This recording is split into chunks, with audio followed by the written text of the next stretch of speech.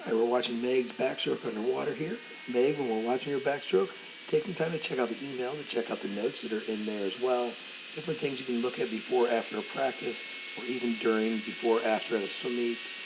Tips that maybe if you don't have time to watch the videos all the way through, you can always just kind of check the little tidbits that we see of things that we think you can work on a little bit better. But you're doing such a great job, and I've really enjoyed getting to have you in the group this year, Meg, so I'm thrilled about that. But let's kind of start this over and see what we see.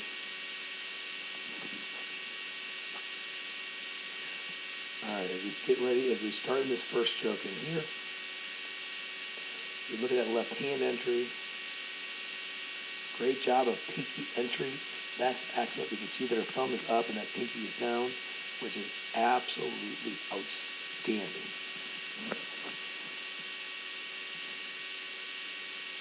As your hand starts to pull, you can start to see that elbow really quickly starts to drop, and this position right here is so good. All right, you're going to catch good water there. Your backstroke looks incredible, and you're pushing the water down towards your feet, towards the opposite wall, which is exactly what we want to do. The other thing, when you're looking at the tips of your fingers all the way down to your elbow, that's really kind of where that strength, that paddle starts to come.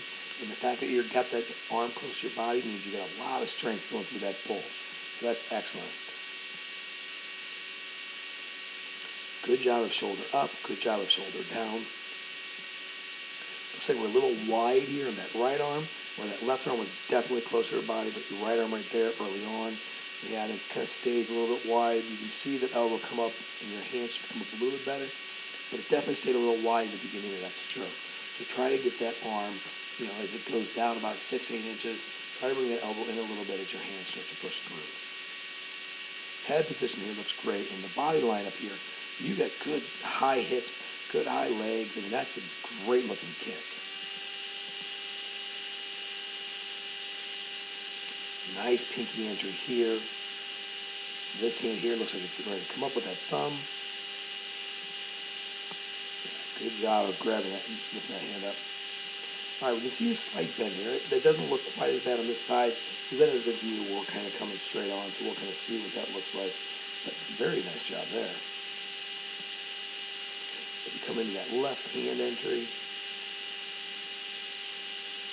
good pinky.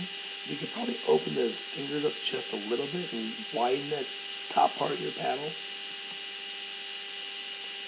But right here, Megan, this is so good. The strength in your arm and the strength of that pull is amazing. And as you push that water down towards the opposite end of the pool, you do a good job of finishing that stroke. You do a great job of coming up with that thumb up. As you go into that turn, what I'd like to see you do is get this pull a little bit stronger. You kind of dropped your hand in and just kind of fell through. So we want to make sure we get a good, strong freestyle pull to get into that wall. All right, now with that being said, great job here, great job here. But to be honest with you, I'm not that impressed with those as much as I am with this. Those hands, and I'm not saying I'm not impressed with those, but this hand, you're taking your hands, you're pressing them down. I'm impressed that you've got that. Because that's one of those things that we don't see a lot of people doing. And when we do it, it helps bring those legs over better and helps make that flip turn better. And I always feel like these are the little things that if I see people doing, I know they're really paying attention. So great job on getting those palms down and getting into that streamline. Okay, wow, that looks excellent. The one thing, if anything, I could say here, feet are a little bit low. They're actually below your hips. You actually want your feet up a little bit higher so you can push down in this direction as you first come off. The reason why you want to get down just a little bit is you want to get underneath the wake that you brought into that wall through all that speed. Good job of holding about 2 seconds. 1, 2,